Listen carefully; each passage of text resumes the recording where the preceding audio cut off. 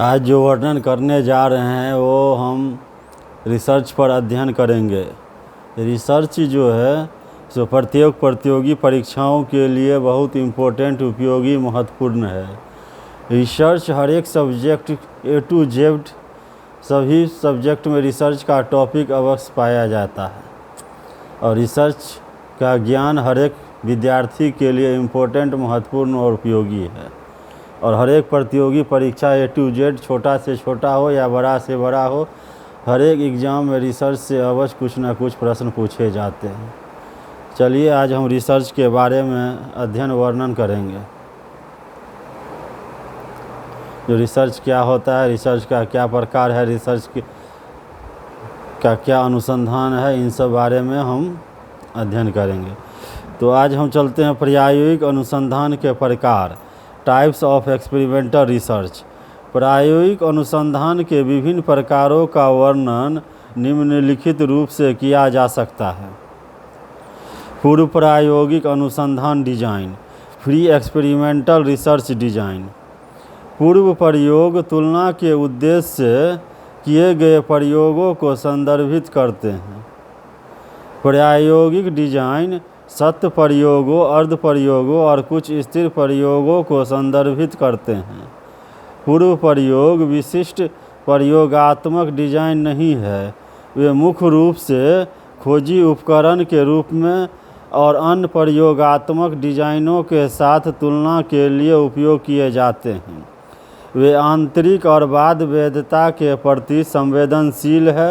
इसके अंतर्गत परस्पर तुलना करने, कंटेस्ट करने के लिए कोई नियंत्रण समूह नहीं है।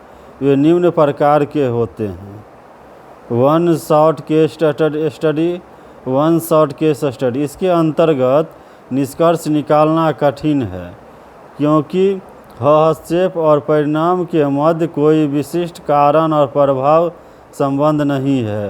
One group pre test post test, one group pre test post test. यह टेस्ट कुछ अधिक संरचित है। अवलोकन के तहत एक एकल चयनित समूह है जिसमें प्रायोगिक उपचार को लागू करने से पूर्व सावधानी पूर्वक माप किया जाता है और फिर बाद में माप किया जाता है। इस डिजाइन में न्यूनतम आंतरिक वैधता है जो केवल विषय के चयन और प्रायोगिक मृत्यु दर को नियंत्रित करती है। इसका न्यूनतम नियंत्रण है कि इसकी कोई बाध्य वैधता नहीं है। स्थिर समूह तुलना, स्टैटिक ग्रुप कंपैरिजन, यह तीन में से सर्वश्रेष्ठ है। यह दर्शाता है कि परिवर्तन हुआ है, लेकिन नियंत्रण समूह के उन्मूलन के संदर्भ में यह जटिल है। यदि समूह आरंभ में ही समकक्ष नहीं है तो मतभेदों के कारण का निष्कर्ष निकालना भी सरल नहीं है।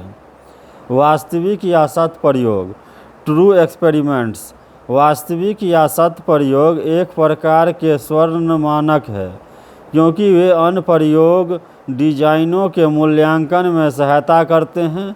इन प्रयोगों को यादृच्छिक नियंत्रित परीक्षण के रूप में जाना जाता है क्योंकि शोधकर्ता हस्तक्षेपों, इंटरवेंशन की संख्या और प्रकारों को परिवर्तन कर सकते हैं की स्थिति में होता है। प्रयोगात्मक और नियंत्रण समूह के मध्य एकमात्र अपेक्षित अंतर अध्ययन के अंतर्गत परिणाम चर है। यह मूल रूप किसी एक जनसंख्या का अध्ययन है। प्रायोगिक डिजाइन की आवश्यक तीन आवश्यक विशेषताएं हेरफेर, नियंत्रण और यादृच्छिक निरूपण है। इसकी विशेषताओं को हम निम्नलिखित रूप में वर्णित कर सकते हैं। सत्य प्रयोगों का एक नियंत्रण समूह होना चाहिए। दूसरा, नियंत्रण समूह अनुसंधान प्रतिभागियों का एक समूह है जो प्रयोगात्मक समूह जैसा दिखता है लेकिन प्रयोगात्मक उपचार प्राप्त नहीं करता है। नियंत्रण समूह एक विश्वसनीय आधारभूत डेटा प्रदान करता है जिससे आप प्रयोगात्मक परिणामों की तुलना कर सकते हैं। Pre test post test design, pre test post test design. Pre test post test design के मूल आधार में कुछ उपचार करने से पूर्व परिणाम का एक प्रोटेस्ट माप प्राप्त करना सम्मिलित है। इसके बाद उपचार होने के पश्चात उसी उपाय पर एक प्रोटेस्ट किया जाता है। Pre test post test design प्रयोगात्मक और अर्ध प्रायोगिक अनुसंधान दोनों में नियोजित होते हैं और नियंत्रण समूहों के साथ या नियंत्रण समूहों के बिना ही उपयोग किए जा सकते हैं। Post test only control group design. Post test only control design क्या है, इनके बारे में हम उल्लेख करेंगे। डिजाइन यह एक शोध डिजाइन है जिसमें कम से कम 2 समूह होते हैं जिनमें से एक को परीक्षण या हस्तक्षेप नहीं मिलता है और परीक्षण के बाद परिणाम के माप पर डेटा एकत्र किया जाता है। जो समूह क्रियाशील नहीं है या स्थिर है वह नियंत्रण समूह है। Post test only control group design की मुख्य विशेषताएं इस प्रकार है। पहला हो गया, इस प्रकार के डिजाइन में 2 यादृच्छिक रूप से निरूपित किए गए समूह है, प्रयोगात्मक समूह और नियंत्रण समूह। दूसरा, परीक्षण के कार्यान्वयन से पूर्ण किसी भी समूह का कार्यान्वयन नहीं किया जाता है।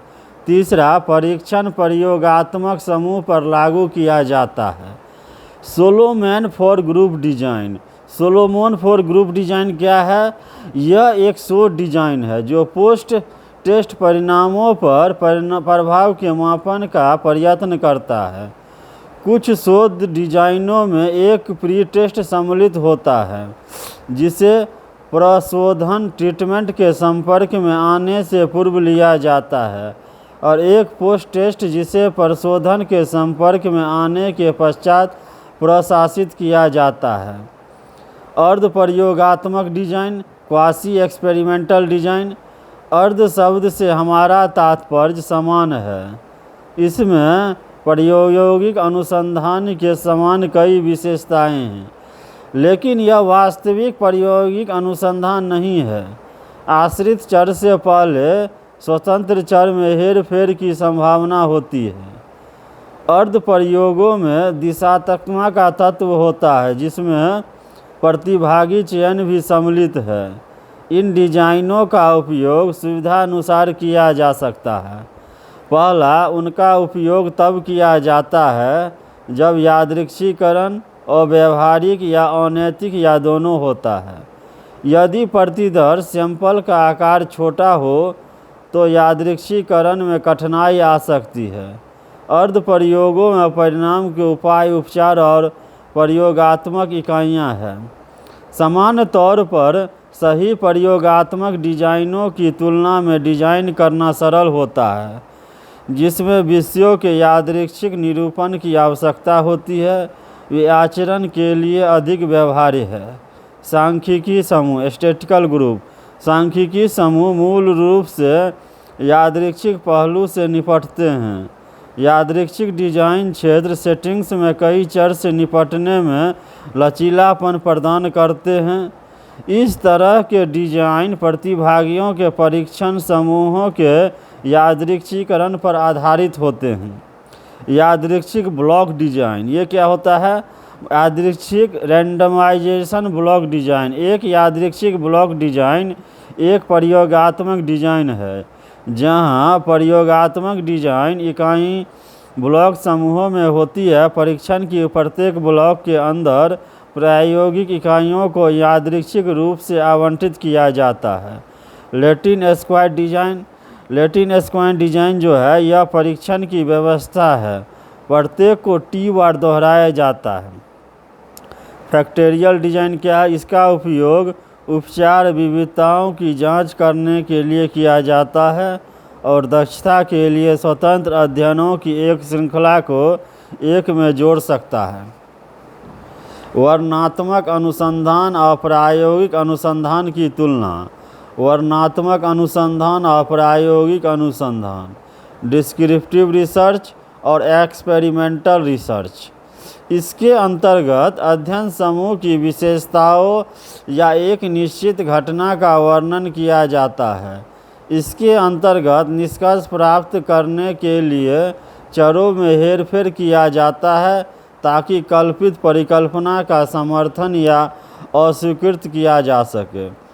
एक निश्चित या विशिष्ट जनसंख्या पर डेटा एकत्र करने में उपयोगी, एक कारण संबंध, सहसंबंध आदि के कारण प्रभाव का पता लगाने में उपयोगी। यह क्या है प्रश्न का उत्तर देने वाले अध्ययन समूह की विशेषताओं का वर्णन करता है। यह क्या होगा अगर प्रश्न का उत्तर देता है। इसमें समाजशास्त्रीय और मनोवैज्ञानिक अध्ययन सम्मिलित है। इसमें फोरेंसिक अध्ययन, जैविक और अन्य प्रयोगशाला अध्ययन आदि सम्मिलित है। गुणात्मक और मात्रात्मक दोनों पद्धतियों का उपयोग करता है। यह मुख्य रूप से मात्रात्मक पद्धति का उपयोग करता है। अवधारणा के आधार पर अनुसंधान का वर्गीकरण, classification of research on the basis of concept. अवधारणा को किसी वस्तु या विषय के संदर्भ में समान विचार के रूप में परिभाषित किया गया है। इसके आधार पर अनुसंधान को दो प्रकारों में विभाजित किया गया है। अवधारणा के आधार पर अनुसंधान का वर्गीकरण, पहला हो गया वैचारिक अनुसंधान और दूसरा हो गया अनुभव सिद्ध अनुसंधान। वैचारिक अनुसंधान कंसेप्चुअल रिसर्च। वैचारिक अनुसंधान सामान्य तौर पर दार्शनिकों और विचारकों द्वारा नई अवधारणाओं को विकसित करने एवं उनकी व्याख्या करने के लिए प्रयोग किया जाता है। यह अमूर्त विचारों और सिद्धांतों से संबंधित है। अनुभव सिद्ध अनुसंधान क्या है? Empirical research. अनुभव सिद्ध अनुसंधान अनुभव तथा अवलोकन पर निर्भर करता है। इस अनुसंधान में शोधकर्ता परिकल्पना तैयार करते हैं और अपनी परिकल्पनाओं की सत्य और असत्य सिद्ध करने के लिए पदार्थ एकत्रित करते हैं। शोधकर्ता का तत्वों पर नियंत्रण होता है। उसके बाद क्रियात्मक अनुसंधान का एक अनुसंधान के रूप में 3 स्थितियों में उपयोग किया जा सकता है। पहला, तत्काल समस्या, इमीडिएट प्रॉब्लम के समाधान के लिए। दूसरा, जिस समस्या का समाधान प्रगति में है उसकी चिंतनशील समीक्षा करने के लिए। तीसरा, समस्या का समाधान करने वाली प्रक्रियाओं में कैसे सुधार एवं संशोधन किया जा सकता है यह जानने में। अब क्रियात्मक प्रक्रिया की प्रक्रिया, process of action research. Process of action research क्या है? प्रोसेस ऑफ एक्शन रिसर्च हम अनुसंधान की चक्रीय प्रक्रिया एक बार निकट से देखते हैं। नियोजन सोपान, प्लानिंग स्टेज। क्रियान्वयन शोध योजना का सोपान, एक्टिंग स्टेज। विकासोन्मुख सोपान, कार्य योजना का विकास, डेवलपिंग स्टेज। चिंतन चरण, रिफ्लेक्टिव स्टेज। अब नियोजन सोपान, क्रियान्वयन सोपान, चिंतन सोपान और विकासोन्मुख सोपान, क्रियाशील और चिंतन चक्र। यह प्रक्रिया पहली बार एक समस्या की पहचान के साथ आरंभ होती है। फिर आप एक योजना बनाते हैं और उसे क्रियान्वित करते हैं। फिर हम उस क्रियान्वयन की प्रगति का अवलोकन करते हैं। उस क्रियान्वयन की प्रगति का अवलोकन करते हैं। उस क्रियान्वयन की प्रगति का अवलोकन करते हैं।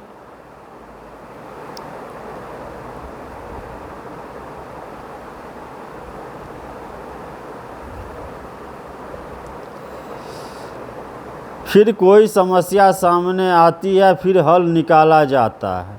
यहाँ पर यह महत्वपूर्ण होता है कि प्रक्रियाएं काम नहीं कर रही है या नहीं कर रही है, शायद पूरी प्रक्रिया पुनः प्रारंभ कर देंगे। यह क्रियाशील अनुसंधान है। इन तत्वों को ध्यान में रखते हुए क्रियाशील अनुसंधान को हम क्रिया चक्र, साइकिल ऑफ एक्शन या अन्वेषण चक्र भी कहते हैं। अब शिक्षा के क्षेत्र में क्रियात्मक अनुसंधान। इस अनुसंधान का शिक्षा में अक्सर उपयोग किया जाता है क्योंकि इसमें सदैव सुधार की आवश्यकता रहती है और फिर शिक्षण गतिशील वातावरण में भी होता है। उदाहरण के लिए कक्षा में शिक्षण की प्रगति, पाठ्यक्रम का विकास और छात्र के व्यवहार जैसे विषयों में जानकारी एकत्र करने के लिए हम इस संवाद मूलक विधि का प्रयोग करते हैं। जॉन इलियट के अनुसार शिक्षक इस बात का अवलोकन करता है कि कक्षा में क्या हो रहा है, उसे समस्या का आभास होता है, तत्पश्चात वह उस समस्या के समाधान के लिए और जानकारी प्राप्त करता है। इससे शिक्षण अधिगम प्रक्रिया और भी रोचक एवं उद्देश्य लक्षित बनती है। शिक्षा के क्षेत्र में क्रियात्मक अनुसंधान को निम्नलिखित स्थितियों में प्रयुक्त किया जा सकता है: शिक्षार्थी प्रेरित करना, अधिगम शैली, मनोवृत्ति आदि। शिक्षक सशक्तिकरण, शिक्षण अधिगम प्रक्रिया का और भी प्रभावी ढंग से लागू करना। मूल्यांकन प्रक्रिया को सामाजिक और औद्योगिक आवश्यकताओं से संबंधित करना। पाठ चर्चा में सुधार, संसाधन प्रसाधन, सामाजिक सहयोग आदि। यहाँ हम 2 विधियों की चर्चा कर रहे हैं जो कि परीक्षा की दृष्टि से महत्वपूर्ण है। अनुभवजन प्रेरक प्रतिमान, एम्पिरिको इंडक्टिव मेथड। एक अनुभवजन प्रेरक प्रतिमान में शोधकर्ता विशिष्ट मामलों से अनुभवजन डेटा एकत्र करता है ताकि शोध खोज को समान आगमनात्मक किया जा सके। परिकल्पनात्मक या प्रकल्पनात्मक निगमनात्मक विधि, हाइपोथेटिको डिडक्टिव मेथड। यह शिक्षण विधि से संबंधित भी है। इसको यूनिट 1 में चर्चित औपचारिक परिचालन चरण, फॉर्मल ऑब्जर्वेशन स्टेज से संबंधित किया जा सकता है। यह जीन पियाजे के संज्ञानात्मक विकास के सिद्धांत का चौथा और अंतिम चरण है। यह लगभग 12 वर्ष की आयु से शुरू होता है और वयस्कता तक रहता है। इस स्तर पर सोच बहुत अधिक परिष्कृत और उन्नत हो जाती है।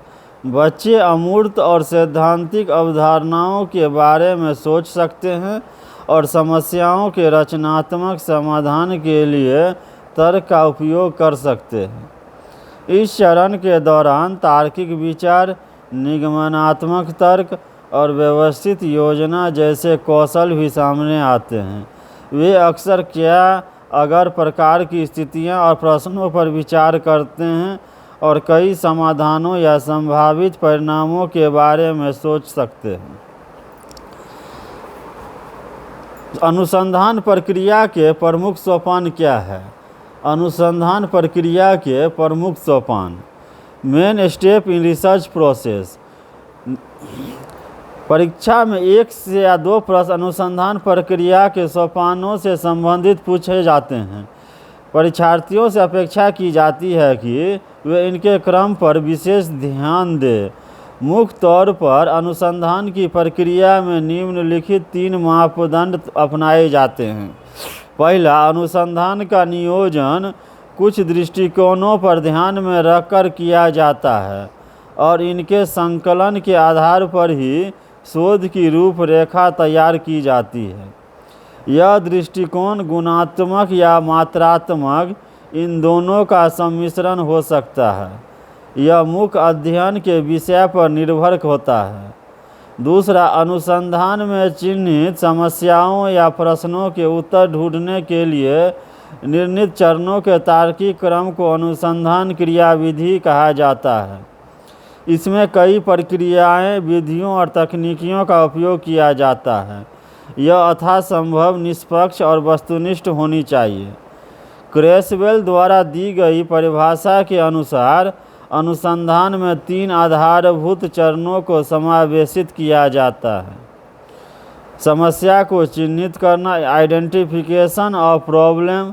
समस्या से संबंधित प्रश्नों के उत्तर ढूंढने के लिए प्रदत्त एकत्रित करना, collecting data to answer the question. तीसरा, प्रश्न का उत्तर ढूंढना, finding solution to the problem. जब हम प्रदत्त एकत्रित करते हैं तो उन पर कुछ सांख्यिकी या गणितीय गणना की जाती है जिसको विश्लेषण कहा जाता है। हम प्रदत्तों में कुछ पैटर्न स्थापित करना चाहते हैं। जिसके आधार पर किसी सिद्धांत के सूत्रीकरण या निष्कर्ष पर पहुंचा जा सकता है। कौन सी विधि प्रयुक्त करनी है, गुणात्मक या परिमाणात्मक, यह प्रश्न की प्रकृति पर निर्भर करता है कि शोध विषय सामाजिक विज्ञान से संबंधित या फिर प्राकृतिक विज्ञान से। आइए अनुसंधान प्रक्रिया के सोपानों को विस्तार से जान लें। अनुसंधान समस्या का सूत्रीकरण, साहित्य अवलोकन, उद्देश्यों का निरूपण, चरों को चिन्हित करना, उपकल्पना का सूत्रीकरण करना। अनुसंधान अभिकल्प तैयार करना, समस्या की संरचना, अध्ययन अभिकल्प, प्रयोगात्मक, गैर प्रयोगात्मक। प्रदत्त संग्रह उपकरण विकसित करना, प्रदत्त के प्रकार, प्रदत्त एकत्रित करने की विधि। प्रदर्श चयन, प्रतिदर्श प्रकार, संभाव्यता असंभाव्यता, प्रतिदर्श अभिकल्प का निर्धारण। अनुसंधान प्रस्ताव लेखन, आवश्यकता, लाभ, प्रतिदर्श प्रकार, निधिकरण, आवश्यकताएं इत्यादि। प्रदत्तों का एकत्रीकरण, अवलोकन, साक्षात्कार, प्रश्नावली इत्यादि। प्रदत्त प्रसंस्करण और निरूपण विश्लेषण, संपादन और कूटन, प्रदत्त वर्गीकरण, सारणीकरण, विश्लेषण, उपकल्पना, परीक्षण, सामान्यीकरण। अनुसंधान समस्या का सूत्रीकरण, फॉर्मुलेशन ऑफ रिसर्च प्रॉब्लम। वैज्ञानिक विधि के प्रयोग का यह पहला चरण है।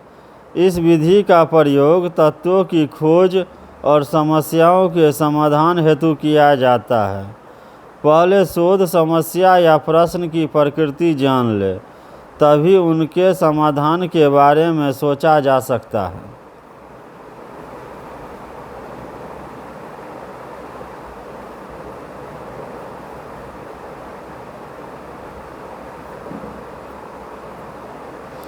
अनुसंधान समस्या के सूत्रीकरण में प्रयुक्त सोपान, अनुसंधान के व्यापक क्षेत्र की पहचान करना, identify a broad area of research interest.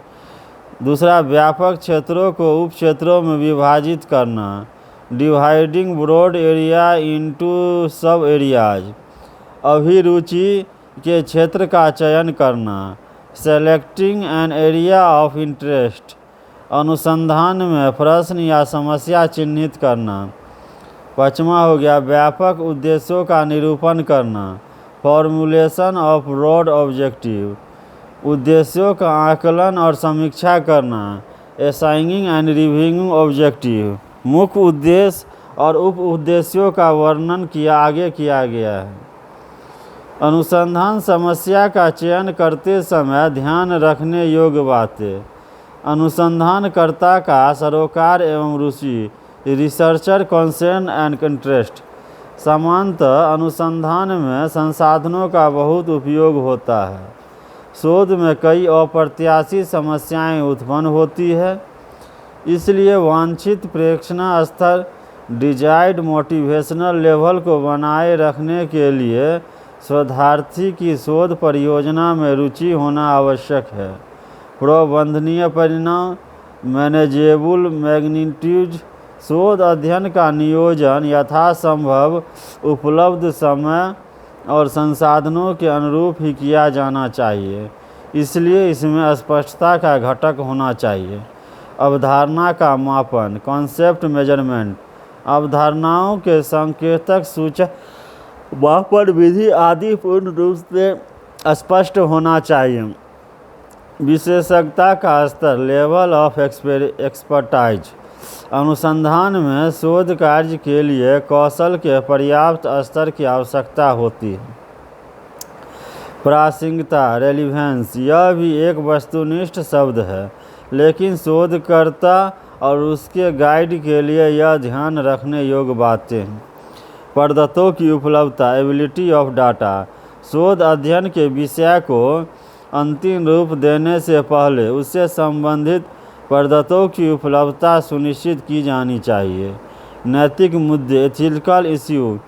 अनुसंधान समस्या के निरूपण से पहले नैतिक मुद्दे और उसके निदान सोचकर रखना चाहिए।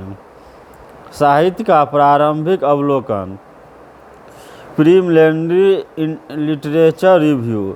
साहित्य की समीक्षा संपूर्ण अनुसंधान प्रक्रिया का एक अभिन्न हिस्सा है। किसी भी शैक्षिक अनुसंधान पर कार्य करने से पूर्व शोधार्थी के लिए यह आवश्यक है कि वह पहले अपने विषय से संबंधित साहित्य, पत्रिकाओं तथा सूचनाओं का सर्वेक्षण करे। ऐसा करना प्रत्येक परिचालन चरणों में महत्वपूर्ण योगदान देता है। इस सोपान के माध्यम से शोधकर्ता स्वयं को संभावित शोध विषय के विभिन्न पहलुओं से परिचित करवा पाता है। साहित्य की समीक्षा के मुख्य उद्देश्य इस प्रकार हैं। यह समीक्षा अनुसंधान समस्या का समाधान करने के लिए शोधकर्ता के ज्ञान को बढ़ाती है।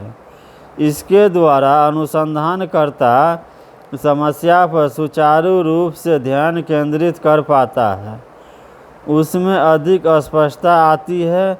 इसमें अनुसंधान की प्रामाणिकता में सुधार लाने में भी सहायता मिलती है। यह अनुसंधान क्रियाविधि में सुधार लाने में सहायक होती है। इसके द्वारा महत्वपूर्ण चरों को खोज पाना संभव हो जाता है। यह अनुसंधान के निष्कर्षों की पृष्ठभूमि तैयार करता है।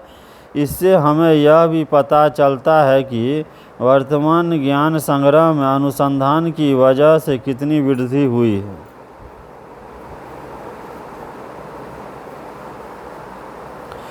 इस प्रक्रिया में मुख्य 3 चरण वर्तमान साहित्य की खोज, समीक्षा एवं सैद्धांतिक दृष्टिकोण विकसित करना सम्मिलित है। साहित्य के अवलोकन के मुख्य स्रोत पुस्तकें और पत्रिकाएं होती है। पत्रिकाओं में यह संभावना विशेष रूप से रहती है कि पूर्व अनुसंधान के निष्कर्ष और उनके प्रकाशन में 2 या 3 वर्ष का अंतराल रह जाए। आजकल शोधार्थी इंटरनेट पर भी काफ़ी सीमा तक निर्भर है, लेकिन इस बात का अवश्य ध्यान रखना चाहिए कि नेट पर उपलब्ध जानकारी के स्रोत प्रामाणिक हो। शोध के अंत में साहित्य अवलोकन के स्रोतों को संदर्भ ग्रंथ सूची में सूचीबद्ध किया जाता है। उद्देश्यों का निरूपण। Formulation of objective. उद्देश्य वे लक्ष्य होते हैं जिन्हें आप अपने अध्ययन से प्राप्त करते हैं। वे पाठक को इस बात से अवगत कराते हैं कि शोधकर्ता शोध कार्य के माध्यम से क्या सिद्ध करना चाहता है। उद्देश्यों के शब्द बहुत ही सटीक और विशिष्ट होने चाहिए। उद्देश्य 2 शीर्षकों के अंतर्गत लिखा जा सकता है: मुख्य उद्देश्य और उप उद्देश्य। Main objective. मुख्य उद्देश्य को हम शोध अध्ययन का मूल तत्व भी कह सकते हैं। इसमें शोध को दिशा बोध मिलता है। इनसे चरों के संभावी परस्पर संबंधों जिनको शोधकर्ता स्थापित करना चाहता है के बारे में जानकारी मिलती है। उप उद्देश्य सब ऑब्जेक्टिविटी। यह उप उद्देश्य विषय के वह विशेष पहलू है जिनकी आप अपने अध्ययन की मुख्य रूपरेखा में जांच करना चाहते हैं। उद्देश्यों को संख्यानुसार सूचीबद्ध किया जाना चाहिए। उद्देश्यों के स्पष्ट शब्द स्पष्ट, पूर्ण एवं विशिष्ट होने चाहिए। प्रत्येक उद्देश्य में अध्ययन के केवल एक ही पहलू को सम्मिलित करना चाहिए। उद्देश्य को लिखते समय कार्य उन्मुख शब्दों एवं क्रियाओं का प्रयोग करना चाहिए।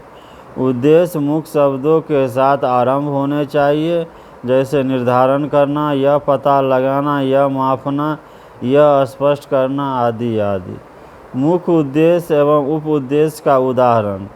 मुख्य उद्देश्य आधुनिक शिक्षण तकनीकों के उपयोग और छात्र प्रदर्शन स्टूडेंट परफॉर्मेंस के मध्य संबंध का पता लगाना। उप उद्देश्य आधुनिक शिक्षण तकनीकों के उपयोग और छात्र प्रदर्शन के मध्य संबंध के विस्तार की सीमा का पता लगाना। सरकारी और निजी स्कूलों में आधुनिक शिक्षण तकनीकों के उपयोग की तुलना करना। आधुनिक शिक्षण के प्रभाव और छात्रों के प्रेरणा स्तर को जानने का अध्ययन करना आदि। अवधारणाएं एवं चर कॉन्सेप्ट्स एंड वेरिएबल्स। संप्रति या अवधारणा मूलतः प्रेक्षण और अनुभव के आधार पर किसी व्यक्ति, वस्तु, घटना और विचार के प्रति समन्वित धारणा या विचार है।